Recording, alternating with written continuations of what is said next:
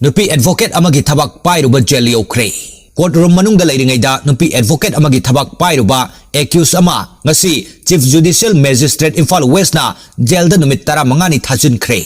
Accused asigi mathakta victim oiribi nupi advocate aduna wakalakpadagi police na far batungda judicial remand pikhraba accused adu uripok takhelambam laikai dagi kangjam birjit chahi 13 ni. Police ki pauna hai thaudok adu ngarang Lampel Court Complex da leiba Civil Judge Junior Division Imphal West 1 gi courtroom da thokibani. Matamaduda victim oiribi nupi advocate adusu court manungda mahaki colleague singa punna famduna laiki. Adubo mafamaduda hanadagi leiramlaba accused asina phajadaba wahi ama laurba matungda victim gi thabakta pairum kibani. Loinena victim aduna ahuba khonjal amaga loinena lauki amasung courtroom aduda presiding officer staff yauna mahaki colleague sing sangsinki. Accused asigi mathakta IPC gi section 354 509 gi makada FIR ama lokhat khrabani.